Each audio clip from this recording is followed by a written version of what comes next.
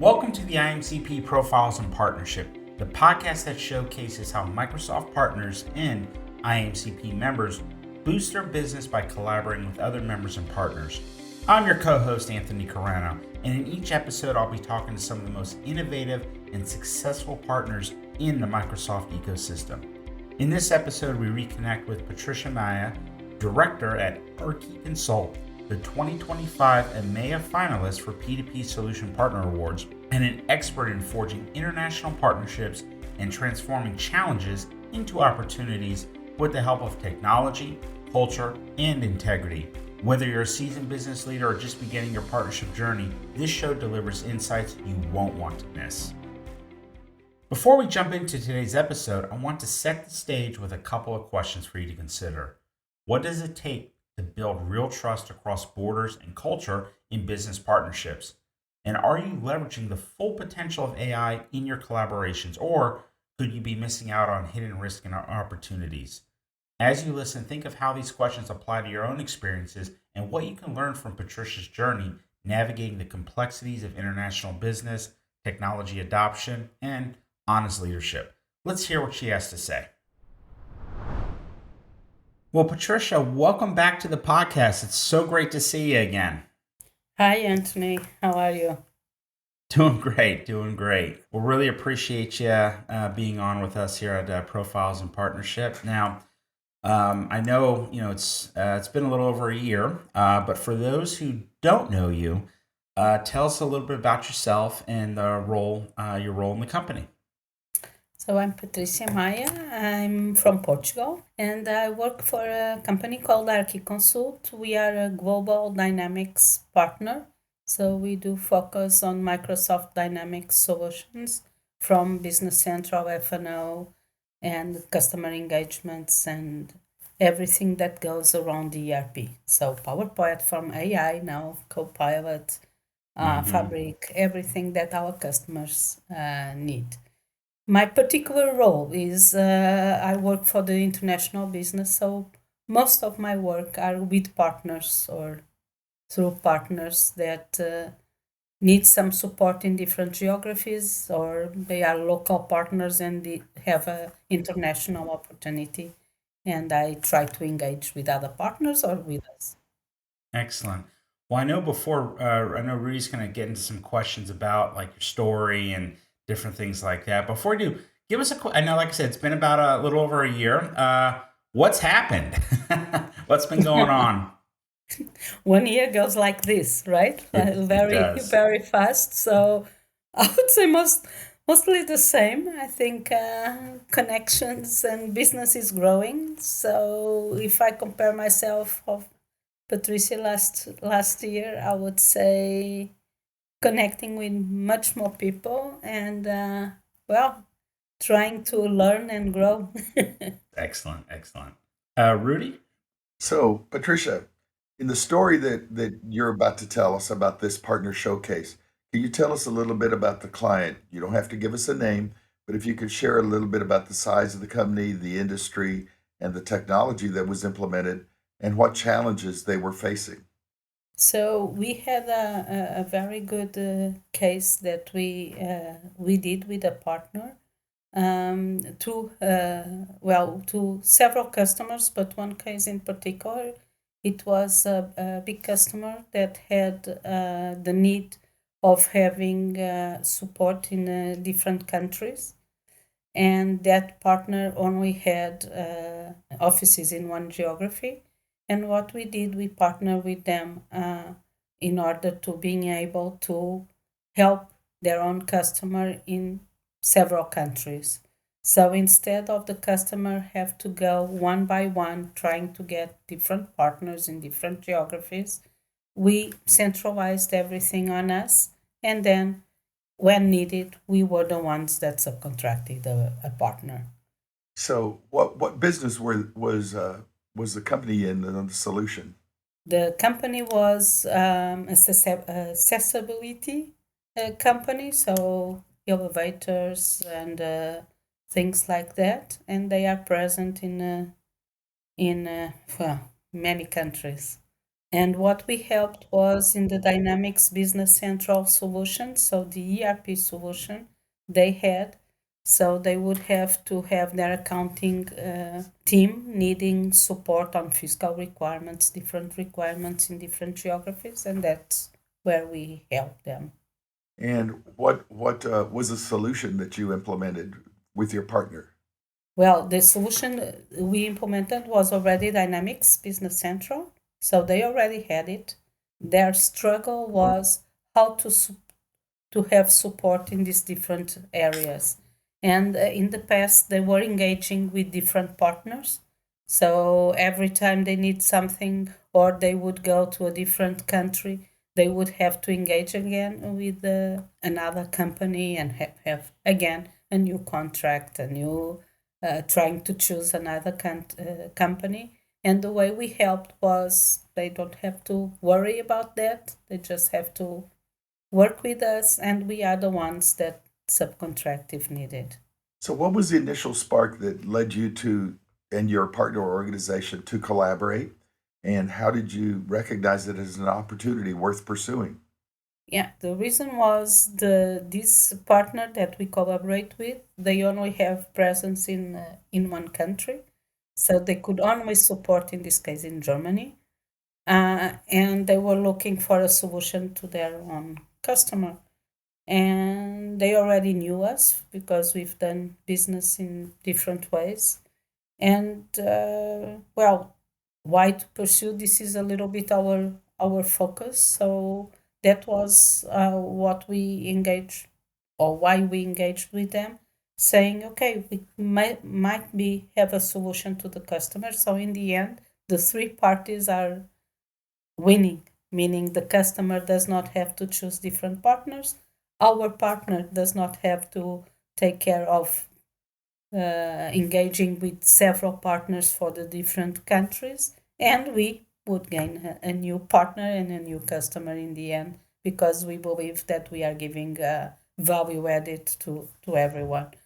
Now, the question about why to pursue them, usually I say I'm very patient in this kind of business. We are in the business of people, and people in the end or they trust or they do not trust. So this sometimes have they need to have time to gain some trust on us. So this German partner, they already worked with us for several small cases, and well, they decided to go in a higher level and challenging us to one of their own customers, and I think we are working with them for several years, so we succeed on that. Very good. Anthony? Yeah, no, that's excellent. So just kind of piggyback on that, you mentioned about that you're patient, and Yes. and you're in the business of people, and earning and gaining trust, and you've been doing this for quite some time. Can you share a time when a partnership maybe just didn't go as planned, and what you learned about resilience or leadership from that experience? I think didn't go as planned. Several times it happens because expectations sometimes are different. And the other thing is, in the beginning of every partnership, we have to learn with each other. We have different ways of working. We have different sometimes, even if we are working exactly in the same system we have, and we say we use the same methodology. In the end, we are different people working in different ways. So we always have a learning process that we need to adapt. So I think things does not succeed when we are not there to share our profits and our goals. So if we don't see it as something that everyone will win in the end, a partnership will not succeed. So some cases that happened was when people are not being transparent and they are not sharing everything that will happen in that deal, is when it does not succeed. When we are when we trust each other and we are transparent, saying, okay, this is our goal, what we want to achieve is this, and if we share that with all the parties that are involved, I think we always have a successful case. Even sometimes it's not immediate. Sometimes Mm-hmm. we start with small things, and in a year or two we become, or a challenge comes or a new customer comes, that we suddenly have that big profit or big opportunity. But sometimes it starts with small things that we are learning from each other and growing together. I think in the end it has to be like that. We need to have trust, and we have all to win in the end of the game. Okay, well, Patricia, I've got a question for you because one of the things that we're seeing these days, we're entering a new frontier with AI and automation. And so it's reshaping the whole partner landscape. What's the one area where you see partners both leveraging and possibly even underestimating the opportunity or the risk? Well, that's a very, very big and interesting question, because we used to say AI is there, it's not the future, it's here already, right? Right. So there are lots of things that, for instance, in our case, that we as a company already have, are taking advantages of AI. We can accelerate our work. So things that we used to do in 2 or 3 days, now we can do in one or even less. So and starting with development, where when we are developing a tool or developing something to our customers, now we can do it much faster. This is one way. The other thing is, even in our productivity tools, so small details like finding an email. So we use Copilot. With Copilot is easier. We just have to ask him, "Can you find this for me?" And he does it. And in the past, we had to look in our archives or even use the search tool, but it's not as quickly as we get.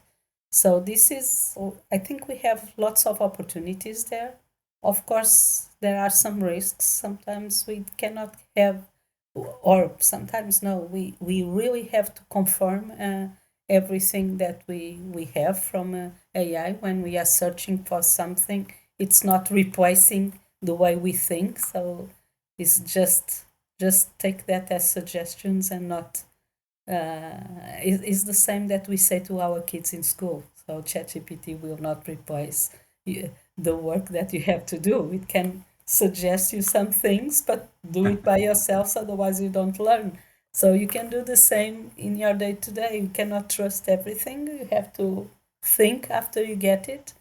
And but there is lots of opportunities. It's a new world that we need to adapt. It's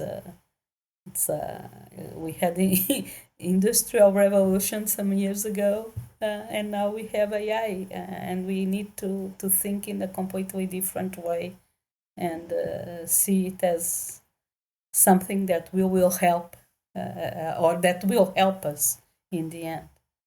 That's excellent.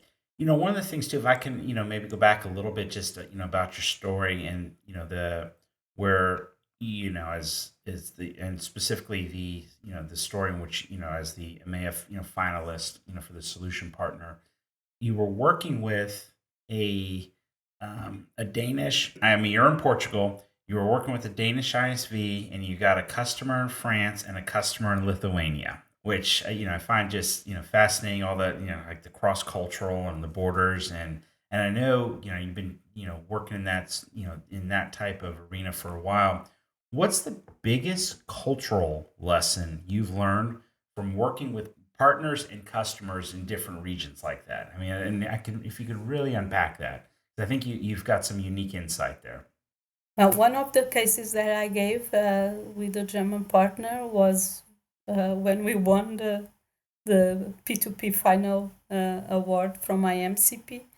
That case, we were finalists. This was a Danish company, an ISV. So they are on the graphic and packaging solution. So they have a solution to this industry, and we help them in different ways. And one of those was this project that we did in France and it was also a Lithuanian. Sorry, I think it was not Lithuanian. It's Polish company. So they were in Poland. They were Okay. in France, and we were with a team from Portugal. So and the Danish team also. So culturally, lots of different ways of approaching it. And in fact, there are differences. One of the things we learn is that sometimes the countries that are smaller, like Portugal, we are a smaller country, and we really have to adapt to the other countries to grow. So that is one of the characteristics that we have, is that we are able to adapt to the way the others work and the others are. So for instance, in this case, you could see different types of the Danish people are more pragmatic. Usually, we are not. We are more diplomatic. So these kind of cultural things, we see that, and sometimes it's difficult at the beginning because they do not understand why we are not being so straightforward, and we do not understand they are so. We feel it like, no, they are too direct for us, and these are the kind of things that in a multicultural environment you face, and even other things. Now I got an example of a different company. For instance, in Spain they do not work on Friday afternoons. So these kind of small details, of course, we have to take that in consideration when we are booking a meeting, because if we are booking on Friday afternoon, they will not be able to attend, and they feel like, why are they booking it's like for us booking on a Saturday. Why are they booking something on a Saturday? Or so these small details we need to take in consideration, these cultural details, when we try to work in different with different geographies. And if I can ask a kind of a follow up, is I'd like you just to share, like, what was one of your biggest cultural hurdles that you've encountered? And you don't have to give partner name, customer name, or anything like that, but because obviously you've had a lot of success, right? And just in the story in which you were the finalist for this year, the winner, in previous years, you've got a lot of success, navigating all that. I want to hear where you had one of like the biggest cultural challenges. Like what's the story you can share with our audience? And then, what did you learn from that? Suddenly, I don't know why, the story that comes to my mind was, well, it was many years ago, and it was with a Spanish partner. And in fact, it was a customer. He was so rude the way he wrote. And I think it was a personal thing, but also a cultural thing, because he was really rude, even in the wording. Some words that we do not use, and I don't use them in front of first my parents, and he was using it. And at the beginning, I thought, wow, this is not the way that we talk with people. And then I understood it was not. It's really some words that for us translated to Portuguese, it's really bad word. In Spanish, it's not that bad. And it was a way of the way he acted under pressure, because every time I called him about something, it was completely different. So it was not that he was being rude, it's just the way he was. So one of the things I started doing was, okay, let's not exchange emails about certain topics. Let's do a meeting, because sometimes it's better, and then we can write it down. And so that was, I don't know why it's the first thing because it was a cultural shock.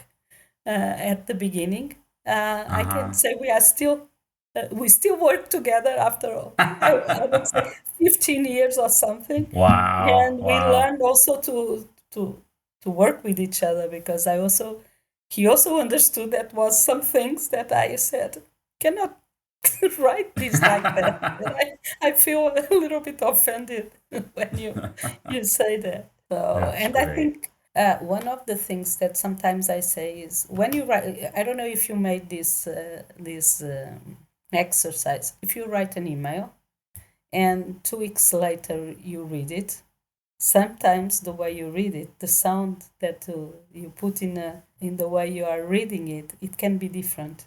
And Mm-hmm. if you Mm-hmm. do it just between your colleagues or just giving in your own country 2 weeks time to between those emails, and you do it in different cultures, it's even exponential the way you can be perceived.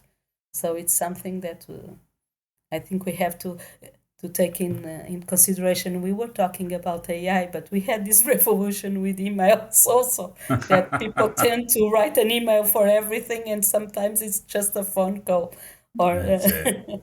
That's a it. meeting that the email does not replace a meeting, and the meeting is not replace does not replace several emails. Well, I find that to be a really interesting story because I can relate to it.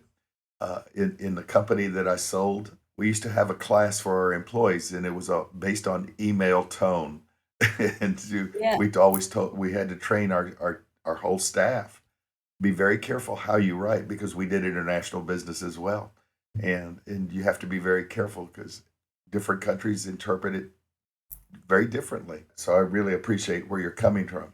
So this leads to the next question.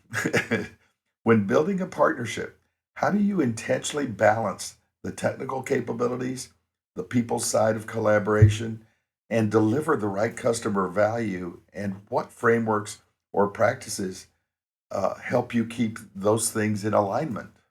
Well, that's quite of a big question. In the That's way, two in a row now. yeah, the partnerships that I deal with and here in Arquiconsult that we do, most of our partners we do more or less the same, meaning we are implementers or ISVs in the Microsoft Dynamics world. So that allows us to kind of speak the same language when we are talking technically speaking, okay, and that allows us to align a little bit better. Of course there are things that when we start a partnership, first thing is we need to learn from each other, and we need to understand what not only what we can sell or what we can give to the other, but we have to be open to understand what we have to receive from the other partner, because this has to be balanced. It has to be a win-win situation. So usually we start as showing how we can help, how what we can deliver, but also trying to understand what are the needs and also what they can deliver to us. And after that, of course, we need that boring part, which is the contracts and the way we have to have some rules behind everything. To be honest, is the part that I hate, is the administrative thing, but it's needed because we need to have some understanding on the rules also. And then again is finding the opportunity, finding the what our end customer could need, or even these partners, what are the things that they need and we can help. Hmm. That's great. Now, what about you've talked about like when you're building and and intentionally like balancing all that. Are there things that and so if I'm a company that's starting out and wanting to do partnerships, right? What type of maybe frameworks or signals could you say, hey, these are some things that you need to kind of keep in mind when evaluating, another, tech company, as a potential partner? Are there any kind of, I mean, is that possible? Like, are there any like signals, things that you want to look out for? Let's say so I'm kind of getting new to this game of partnership. Well, first I would say, what is a partnership, right? What's the essence of a partnership? And a partnership is something that we do. It can be business or can be whatever we do together with another entity or another person. Um, the when we go and start working together with another partner, as I mentioned, is we have to evaluate if there is any value added between both parties. If we are both going to win something in the end of the game, and winning cannot be can be revenue and profits, but can be much more. It could be knowledge. I can be an expert on again dynamics area, and I could not know anything about, let's say, cybersecurity, for instance. And it can be also knowledge sharing, or as the case as we were the finalists, I was working with an ISV. They had a great product. They have a go-to-market product, but they did not have the skills to implement in this case, in a French company, because they did not know the fiscal requirements for that French company. So that for France. So we need to take in consideration what is the gains, how are we going to collaborate. Usually I compare this with a marriage. So when we get married, you have to balance things in a way that we both are comfortable, and in the end we both win something. And when you start a partnership, you also need to understand if it's something that is just opportunistic. You're just engaging because you have a small case that is going to be a short term thing, and that I would not say it's really a partnership. It was a case that two companies work together. But if it's a long term relationship, that you start building something together and you want to achieve and continue working for a long period of time, and it was not just because you had this particular issue or problem or challenge or deal that you have to solve. So another thing that usually I think we should take in consideration is what are the goals and if it's a long-term thing, so that we will work together like a marriage. I'm married for 30 years, so Yeah, well, I congratulations. have, I have experience on that. So no, but that we have to build. We sometimes we have to. Another thing is during the process of and when we are engaging with other partners, even in the same country, companies have their own culture, and things will go well and things will go wrong also. We are not going to do everything right at the first time, and sometimes during a project things go wrong. And one of the thing is, do not point fingers, do not start blaming each other. Is trying to see how we can help each other instead of pointing fingers. That's another. And act like a unique team.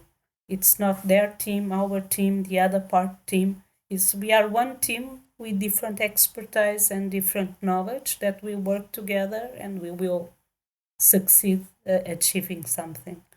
Well, as always, you give a lot of really great advice, a lot of great steps and things to keep in mind. I wanna hone in though. If if another partner listening today wanted to replicate your success, what's one principle or mindset? Because you provided a lot of great things, frameworks and signals and things just to kind of keep in steps, just to keep in mind. Really appreciate that.